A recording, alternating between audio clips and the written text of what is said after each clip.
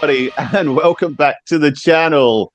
Today, we've got Richie Chirnside from CNK Motorsport down there in Australia. So it's going to be great to have a catch up with him for the F1 season and a few of his picks for next year. So anyway, let's get straight into it. My name's Toby here in London. And my name is Paul here in Birmingham. Great, and let's bring in Richie. Richie, it's great to see you again, buddy. What were your sort of thoughts of how we were going to get on this season? Yeah, well, look, going into the first race, I thought it was going to be, well, everyone thought, I guess, it was going to be business as usual, just like 2023.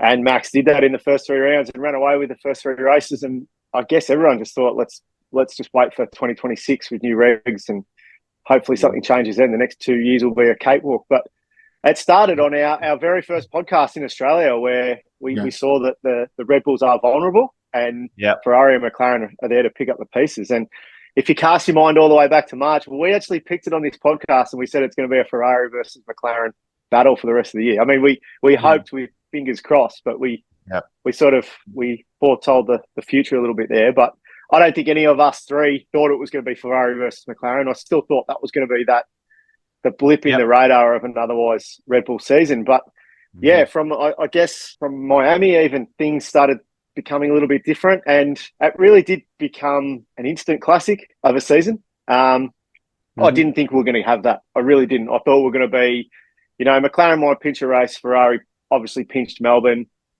Red Bull were going to dominate the rest. But geez, happy to say I'm not the only one that got it completely wrong. So. Yeah, I mean, it was a fantastic season in the end, wasn't it? I think we were all thinking, we can't wait till 2026 roll on, and the season was absolutely, as a Formula One fan, was absolutely magic, wasn't it? With what happened, absolutely, yeah. I mean, 2021 was a good season, but I mean, it's always going to be a controversy involved with Abu Dhabi and even Silverstone to a certain degree, but 2024 was an absolute classic. It was 2010, it was 2012. It was the closest constructors battle we've had of the hybrid era. It was the best season we've had of the hybrid era and probably since 2012. So with all these new fans we've got, it was really showcased exactly how good this sport can be. And I think if we go back to the start of the season then, Carlos Sainz, unfortunate for him, appendicitis, obviously couldn't race in Saudi Arabia. Ollie drafted in last minute. We've got to talk about Ollie Behrman and Saudi Arabia. Yeah, no one expected him to get points. If you have looked, there was that vision of his head falling away sort of towards the race. I don't think anyone even expected him to finish the race. He's brought in on the Saturday morning or the Friday morning of a race weekend. Didn't even have the week to set up or test or that was, as far as subs go in the modern era, that was probably one of the better efforts to just jump in a car, go fast from the outset and do well, and then back it up again. Sort of 6 months later or however long later it was in the Haas, he showed that it wasn't just a flash in the pan or the car doing the work. Yeah. He really earned that, and he's earned that seat in Haas. For sure. Well, I think the future looks great for Ollie. It does. It does. He's kind of set a benchmark as well for all the other rookies, I think, as well. He was like, can a rookie do this? And then he just gets in it and absolutely nails it. And then we see Colapinto, we see Lawson, we see a bunch of guys coming in, and it's like, okay, maybe I don't think maybe they were so successful. Like Colapinto started great and kind of went off a little bit, but it definitely set the benchmark. It was disappointing with Colapinto the way he fell off towards the end of the season because his first 2 or 3 races, he was setting himself up for a Red Bull or an Alpine seat easily.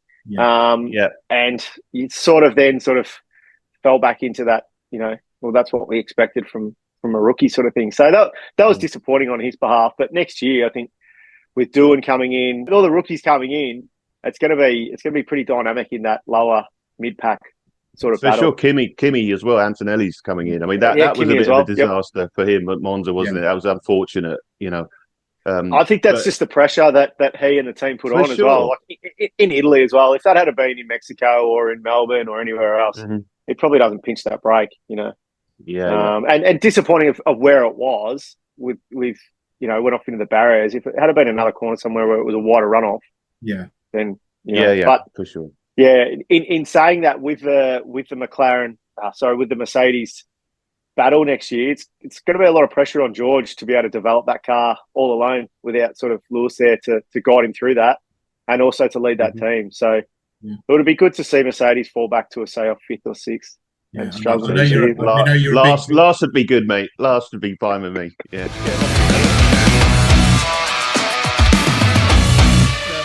Richie, so Ollie Behrman, great job replacing Carlos in Saudi Arabia, and then Carlos coming back to Australia, the race.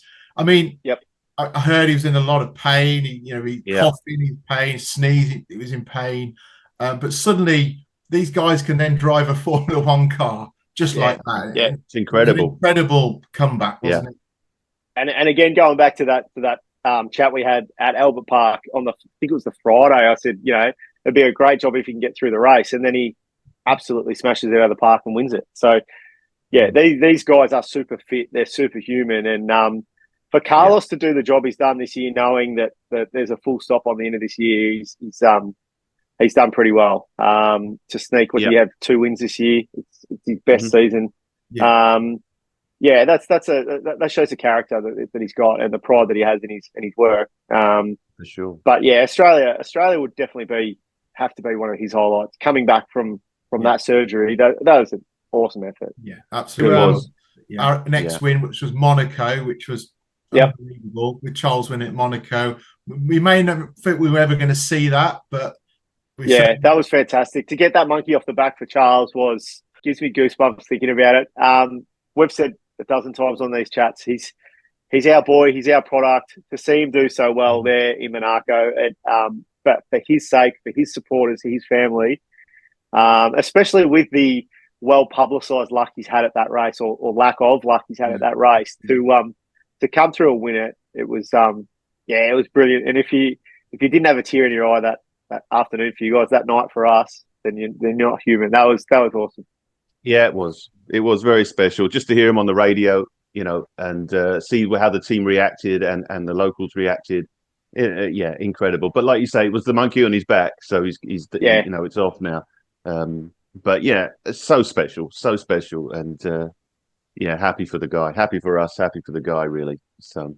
And then after that race, unfortunately, went a bit downhill for us, didn't it? We had quite a few races. We obviously Canada, we didn't finish, and poor results in quite a few Grand Prix after that, which really dented our title hopes, didn't it? At the end of the day, and that's probably what cost us for the season. We had that momentum after Monaco, and we had the Melbourne Monaco races. We had a couple of wins in pretty close to each other, and all of a sudden you thought something was going to happen, and then out of nowhere, sort of Canada happened, and it was that as much as anything else is probably what cost us the championship, was that mid-season slump where we just couldn't seem to get anything together. Well, we had the upgrades. Was it Spain when we had the new floor or something? We sort of brought the bouncing back, and it took us a while to get out of that. And you only have to sort of imagine what would have happened if we hadn't had that, or if we'd come back stronger. From that point, if we'd come back faster, I should have said, because I think if you look at towards the end of the season, we were absolutely nailing it. And well, it's a credit to the team to find those problems so quickly. I mean, all right, absolutely. It took us 5 or 6 races to find them, but the second half of the season was brilliant. We had more podiums than any other team. We were going into every weekend a realistic chance of winning. Other than Vegas, funny, last year Vegas was strong for us. This year, the things that made us strong made us weak. This year, that's funny, but. Yeah, we really went into every race weekend thinking we're a chance of winning. For sure. Which leads us into the next win. Well, I unfortunately I was on holiday. I missed that particular race. It was the only race I missed this season, typically. And I saw it on my phone coming through, and I said to my wife Sarah, I think we're going to win this race. It's just I don't know what's going. I want to find out what's going on. It was amazing, but Charles, absolutely incredible, wasn't he, Richie? That for me was a highlight of the season. And I was chatting with Toby, I think from about midway through the race. We were all in a group chat chatting, and then I went away and I was literally pacing around my kitchen while I was talking to Toby. And it came, I think there was 20 laps to go, and we both messaged each other at the same time, we're going to win this. We're actually going to win this. And I was like literally, I even went outside, and this was, when it was Monza, September, so it was still pretty cold outside here for us because it was 1 o'clock in the morning. I went outside, just did a couple of laps out in the garden, came back in, and there's 8 laps to go, and I'm like, I can't watch this. I was just a wreck. And then when we crossed the line, I think I missed most of the cool down lap. Just texting Toby back, just going, we were almost cyber hugging each other and jumping up and down in the kitchen, watching it together. That was brilliant. It was. And again, another. I mean, Charles has won there in 2019, but another monkey off the back for the team as well. First time in 5 years to win there, and the pictures that followed that race win. Again, it was a Monaco moment all over again. Everyone was a Ferrari fan for the next couple of days. That's it. It was brilliant. The singing of the anthem, Charles up on the podium getting the selfies and all that. It was. That's what Formula One is, and Formula One is that right there. It really is. I mean, I know we're biased a bit here, but is there any other sporting event that would match a Ferrari win at Monza? Other than I'd say a World Cup. Probably even Italy Cup winning at the San Siro. What else is going to be up there? It really was. It was the pride that comes through in that win. I could only imagine if an Italian driver ever won there. For Ferrari in the modern day, it'd be even bigger, I guess. But they'd be a hero forever. It's just incredible. Yeah. Who knows? Kimi Antonelli might come across to Ferrari one day and win there. Who knows? But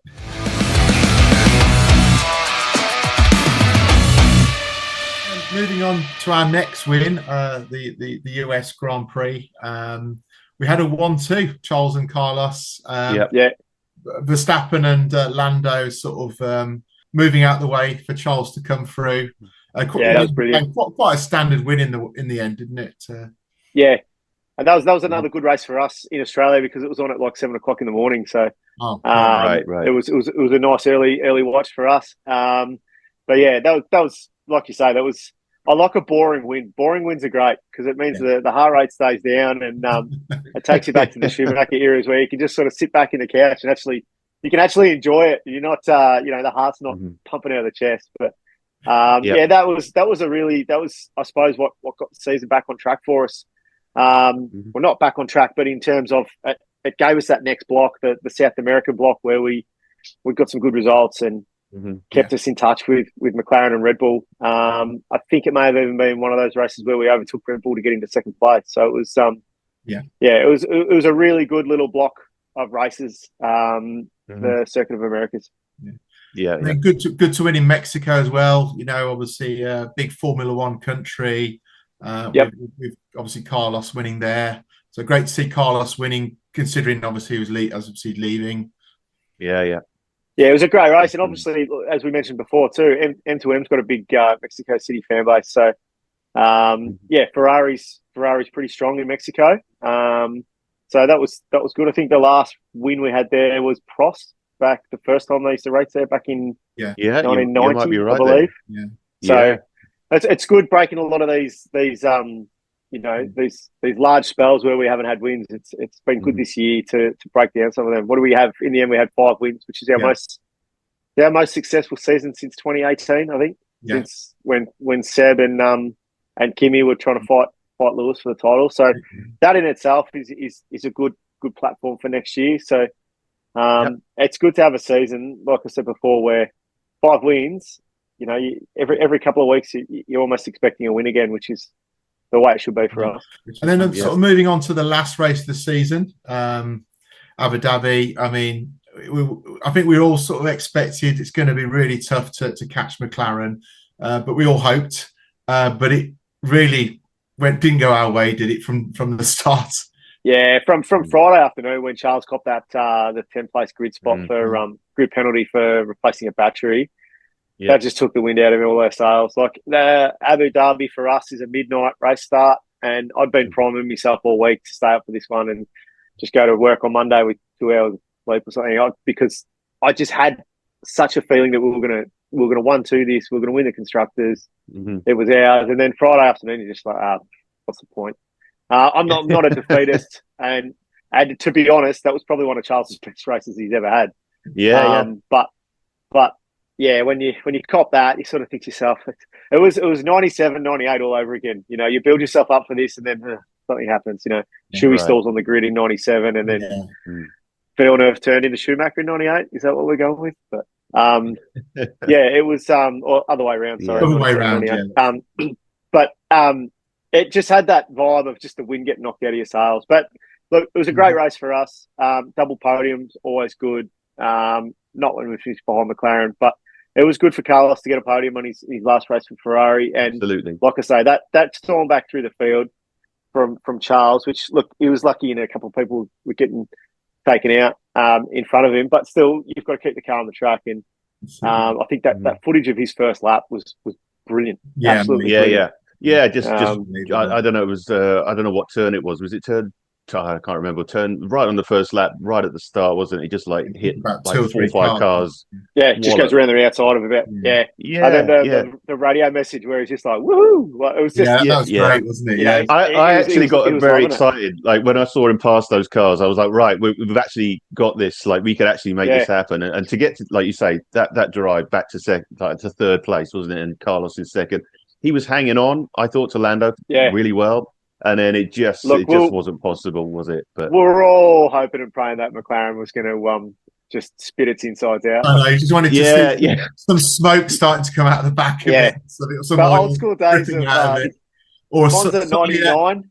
The car sort of touched something sharp on the track, the tyre. We all wanted it. Yeah. We need that Eddie Irvine fan. I will shoot the tyre.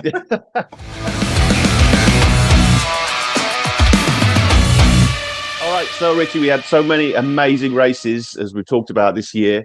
What's your race of the year? What's your top pick there, or maybe a couple of highlights for you? Well, we've got the 3 M's. We've got Melbourne, Monaco, Monza, but without a doubt, it has to be Monza. Anytime Ferrari winning in Monza is special. And when our prodigal son, when the chosen one wins there, it's even more special. That crowd loves a Ferrari win, but they love Charles equally. And it was just the perfect race. The way he did it, the one stop, to manage the tyres, and when you go through the team radio of what he was doing, where he was braking, where he was applying the power, and all that. That was an underrated win in the way he drove that car. Absolutely. 40 odd laps on that set of tyres. It was a brilliant win, and Lando and Piastri took it, had their battle, whatever. That probably overshadows what a great drive that was by Charles. He really did put in the drive of his life there. So for me, it's Monza, Monaco second, and Melbourne, because I was there and because it was the 1-2, we'll make that the third one. But yeah, it was definitely Monza for my pick. I agree with you. Monza was outstanding. That whole short cornering thing that he's got going on. I mean, there's only a few of them that can do that. And to make that actually happen, and to sort of a bit of a sting in the tail there for McLaren, your favourite team of all time, by the way. Yeah, love it. Yep. You must have been even happier about it. It's like a double win for you there. So, but I still haven't acknowledged that we've won the constructors. So, yeah. What as far as drivers go, you got a top 3 pick for drivers, maybe. Yeah, you've got to go Max, number 1. He's done it again 4 times in a row. Whether or not he gets his 5th in a row, like our boy Michael, I can't see that happening next year. But he's a class above. He really is. To be honest, including Charles, he's probably the best driver on the grid in any car. He really is. He's got that racer's mentality. He reminds me a lot of Senna in that he's just brutal and uncompromising when it comes to winning races and doesn't care if he's liked or not. I like that in a driver. You're out there to win. You're not there to make friends. So he, to me, is number 1. I'm going to go Charles number 2, purely because in the car that he had at certain stages of the season to drive like he did was brilliant and could be a little bit controversial, but I'm going to go Oscar for my 3rd. Wow, that's incredible because I've written those 3 drivers down in that order too. That's exactly where I went. And I'll tell you why, because Lando reminds me a little bit of Mark Webber. He great qualifier, but just bottles the start too many times. And to be a top quality driver, you need to be hitting every mark in every category. And in a sense, his lack of getting away from pole position probably cost him the title this year, even though Verstappen was the stronger car for most of the season. Norris probably shot himself in the foot too many times, and Piastri stepped up every time he needed to. So I'll go Verstappen, Leclerc, Piastri. It'll be the only time I'll talk up Piastri or a McLaren driver. But what about when he starts wearing red, mate? Really well. Yeah, he's going to start wearing red soon. I'm a big Piastri fan, so I think he's. I think good. I think there's been some action on track between him and Max and he certainly laid the law down to Lando a few times. At Monza that happened, and I thought that was ridiculous. So if Oscar ever lands in Ferrari, it'll be the first time I've ever cheered on an Aussie driver. So that could be it could happen.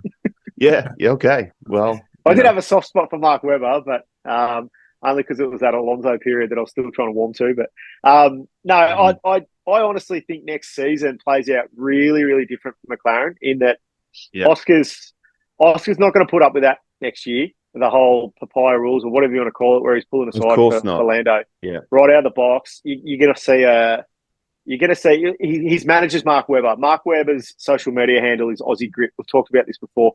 You're going to see that Aussie Grit, and there's another word that we won't use that Australians like to use. You're going to see that come out in Oscar next year in spades. You can see it in the way he is off camera, even he is on camera. He's like Max. He's there to win races, and 100%. Push comes to shove next year, the joker in the pack, Norris, isn't going to be able to put up with Piastri, I don't think. And the way I see it, you talk about Oscar coming to Ferrari. If he puts up with a year next year like this year, where he's getting pushed aside for Lando, who knows? 2026, 27 could see him at Maranello. I can see him. It would be a shock to me if he's not on the radar already as a guy to go to, get in contact with, line him up. Because, like you say, he's had all that, nonsense. As far as I'm concerned, it is nonsense that McLaren has had to put up with this year. Sort of the default and stay back and papaya rules, whatever the hell that means. Just nonsense. Like he should be out there racing. He's clearly faster. Yeah. I think he's got more determination, grit, and just that ultimate racer. He's got that sort of hard. He's got that racer's edge. Yeah, I really think so. Both he and Webber, his manager, they're not going to put up with that. Don't forget, he didn't come up through a McLaren academy or development. He's an Alpine driver through lower categories. So he owes McLaren nothing. I'm glad he's got Mark as his manager, because Mark's incredibly savvy and smart when it comes to how politically to deal with a lot of this stuff. And all the stuff he went through at Red Bull with Sebastian, like he knows what maybe he should have done or shouldn't have done, and I think he's given all of that to Oscar this year. And that's exactly the right. amount, the amount of times where I was sort of thinking, surely he must be feeling this way, surely he must be feeling that way. Why hasn't he said anything? But he hasn't said anything, and he keeps it very calm. And it's all in the bank. It's all in the bank for him. Like Absolutely. As far as keep it there. When we come to renegotiate, we've got this, and this, and this we could talk about, and we don't forget it. Like, it's going to stay there. And if you don't give us what we want, we're out of here because of this, and this, and this. And, we've done our job. So. And Webber's going to try and right a few wrongs of his career too, having to do the same thing with Vettel. Yeah. And a lot of that would be running through that camp in terms of it's happened to us once, it's not going to happen again. Yeah. So. Yeah, that's a good little byline that's going to bubble away for next season, and look, hopefully they take each other out on many occasions. That'd be great. So I think the key thing for Piastri next season is to get ahead of Lando from the start. Yeah, absolutely. Yeah, and that's 100% what he's got to do. And the season starting in Melbourne, I know Dan Ricciardo has said that. The pressure of a home race weekend used to get to him. I can't see that affecting Oscar. He doesn't. No. He doesn't seem to let a lot of outside noise in.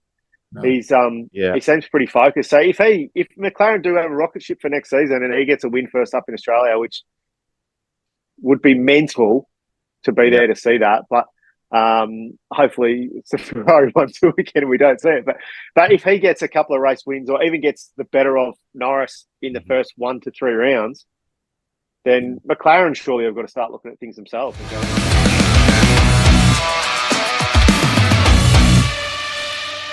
Your favourite car livery? I mean, I'm going to obviously choose red, but it's always like red. Orange quite enough. So it's always red. It's called papaya, isn't it? They don't even call it orange anymore. Yeah, I think you're right. Even the name, the mango or something. Anyway, livery. I think on track the Aston Martin looks pretty good. Live at the track, that green really popped in the sun. And a Ferrari livery always looks the best to me. There's only ever 2 cars out on the track for me. But I will say, the silver and black of Mercedes did actually look pretty cool this year. Like, Oh, oh no, sorry, but in terms of put that same livery on any car, and the Mercedes livery did look pretty cool. But I'll go with the Ferrari livery because it was red. It had a prancing horse on it. oh, and moving on to 2025, we did it there. Oh, mate. Sorry, the silver with the blue, it looks good. I'm going to on to 2025. Just like to know your top 5 driver predictions. Well, I'm going to go out on a limb here and say that we absolutely nail our car for next season. So the top 5 is going to be Leclerc, Hamilton, Piastri, Verstappen, and Norris. But failing that, if we don't get it right, it's going to be hard to go past McLaren next season. Again, they did have a pretty good second half of the season, as did we. So let's hope it is a Ferrari McLaren battle next year and that we get the upper hand. But it'll be interesting to see where Red Bull goes. The big thing we haven't even talked about yet is that second seat at Red Bull. Yeah, who's it going to be? Is it going to be Yuki? Is it going to be Liam? Is it going to be someone completely different? Franco Colapinto? Who knows? That hasn't even been decided yet. So I don't. There's a standout driver, is there, to take that seat? Maybe.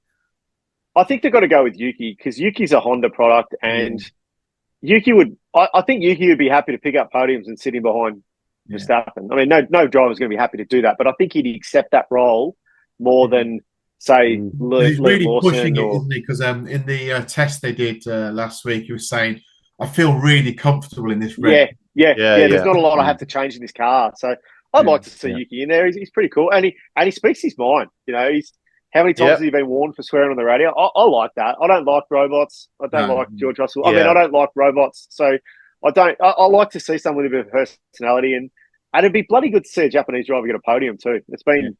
God, I think 30 years or something. He'll go mad if he doesn't get that seat. So he's not going to be happy with the. Well, I mean, he brings a lot of money though, doesn't he, to Red Bull catch up? Like he does actually bring a lot. So whether they might not want to let him go because of that, you know, because whoever they're going to get in probably won't bring the same amount of money. But I would like to see him in there. Money.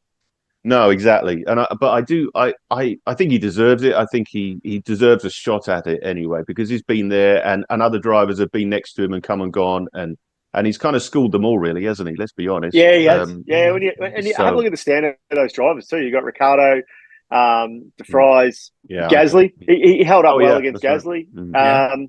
So you know he's more than shown that he's ready, and that's what Toro Rosso / AlphaTauri / Visa, Red, whatever they are, was always a stepping stone to get into Red Bull. So he's done the work. Whether or not that happens, but that could be our first 2025 prediction. It could. I mean, Perez is still showing up on the driver entries. Perez is still there, isn't he? I mean, they released all the driver entries for 25, and Perez is still on the list. You know, So who knows, mate? But I actually thought that it might be a last-minute switch up for Carlos. To be honest, I thought maybe he'll ditch. You know, maybe you'll ditch Williams and go to Red Bull at the very last minute. Well, see, that's still a possibility. I don't know. I'd love to know some of these exit clauses in some of these contracts. Whereas, you know, Carlos was a Red Bull junior, so there's always exit clause and there's always money.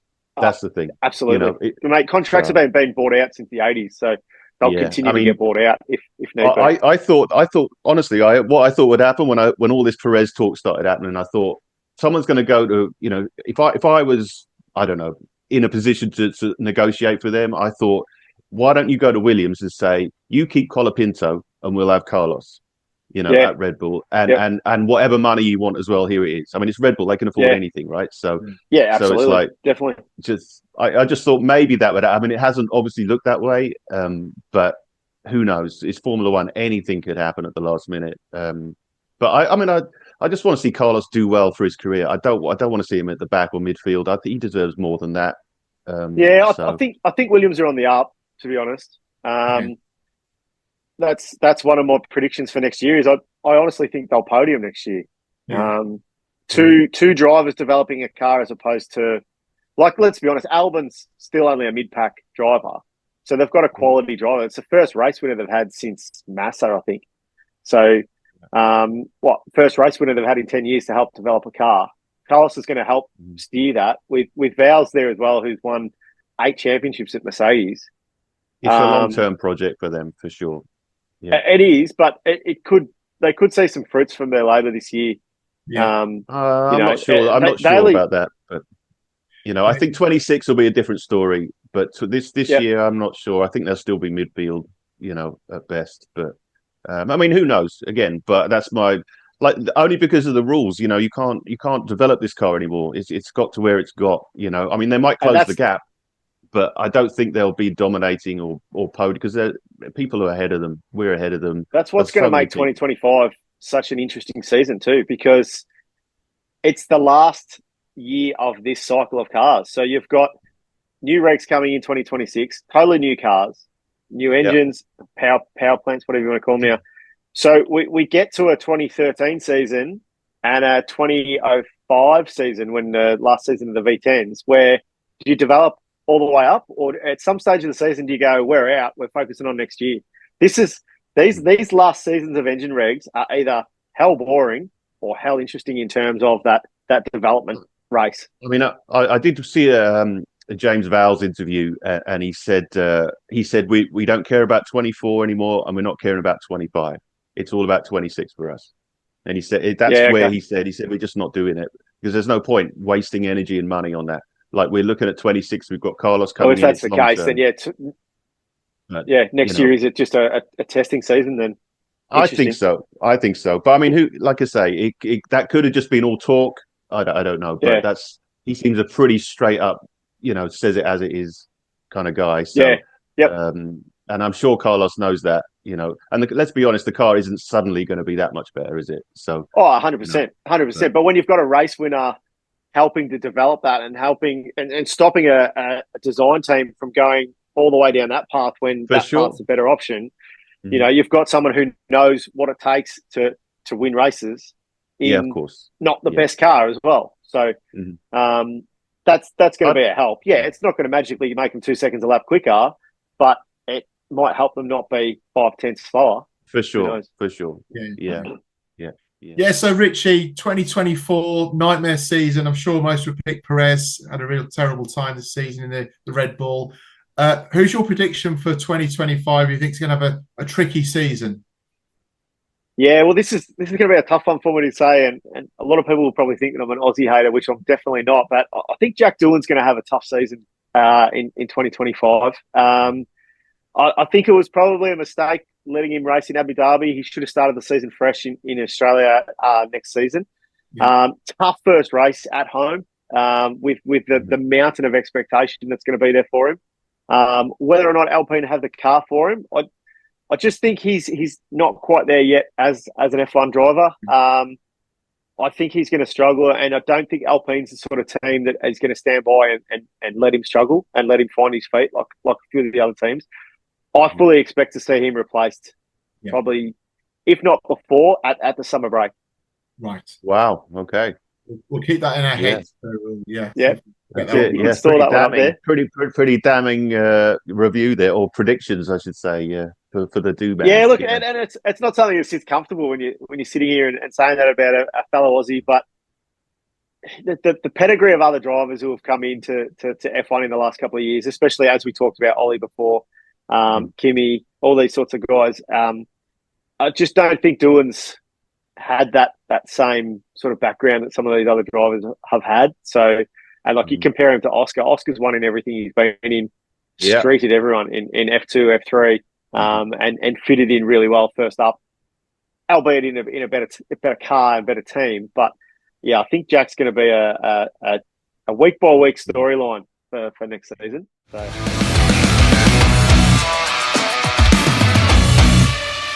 2025 predictions. I've got a couple here, and we've touched on some of them briefly. Yeah, George Russell's ability to carry Mercedes in 2025 without Lewis there, without the development that Lewis has put into that car for the last 8 years. Is he a team leader? I don't think so. Is Kimi Antonelli going to challenge George first up? I don't think so. But then once he starts to challenge him, will George be able to put up with that? That's going to be an interesting season at Mercedes next year, and it's going to be interesting to see the way Toto handles it. We know he's not great under pressure, let's be honest. Throwing the headphones and slamming desks and all that sort of stuff. I think there's going to be a few more broken desks at Brackley next year. There's your headline for the podcast. For their 5 fans that are left for them. Yeah. Yeah.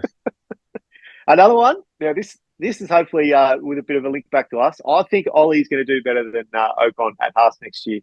Definitely. I think it's going to take him a couple of races to get up to speed in terms of, holy shit, I'm here and this is all happening. But as he's shown this year, he's more than up to task. I've always rated Ocon. I've always thought he's a good driver, but he does clash a lot with a good teammate. You obviously don't. I think early days, Ollie's going to put the pressure on him, and that's going to break Esteban. Which, look, that's great news for us because I do see him going in thinking driver. I'm the big guy, can't you already? Because it was young. Ocon, 100%. I saw it in the test. You sort of saw him swarming around in the garage. I'm a sort of experienced free winner, And I think, if it wasn't for the podium, Ollie scored more points than him last season anyway. So and the other one, which Toby's already shouted me down on, I expect to see Williams up there and maybe even steal a podium. Whether or not it's an Alpine Interlagos style podium where they do a bit of a Bradbury and score a podium when everyone else falls down. But I think we'll see either Carlos or Alex Albon on a podium next year. So there's some crystal balling for you. We do pretty good on the M2M/CNK predictions. So let's see how they go for next year. I mean, I'm with you with the Williams thing. I would love, as far as I would love to see that happen. I've got a soft spot for Williams, and I'd love to see him come back and be strong, and especially with Carlos. I'd love to see him challenge, but I just don't think it's possible. I just don't. Yeah. I don't think it's certainly not this year. I think 26 is a whole new ball game for everybody. Let's wait and see. But I think this, for 25, I think that's a big ask. I do. But I'd love to see 2025 is really going to be that entree that you can already see the stake in the background, which is 2026, and you just got to get through that entree and get to 2026. Like I hope it's not a fizzer after the last couple of years. It's been building up to 2025 being a good one, but like I said previously, last seasons before new tech regs come in can be fizzes at times. Let's hope it just continues on from 2024. Great stuff. It's so great to have you here again, Richie, and with all your comments and knowledge, and it's always fun time. So thanks so much for coming on again, and we hope you have a great Christmas and a great New Year's. And thanks a lot, boys. Let's hope for the best for 2025 for us. So awesome. Thanks for having me, guys. It's always a pleasure to come on and talk Formula One and especially Ferrari with you boys. I've loved being on this year. Hopefully we can continue that next year. And Merry Christmas to you both, and to all the Tifosi out there. Have a great Christmas and New Year break. Stay safe. Stay safe around your family, and roll on 2025. Absolutely, yeah. Thanks, Richie. We'll do some more next year. All right. Cheers, buddy. Good on you. Thanks, boys. Thank you.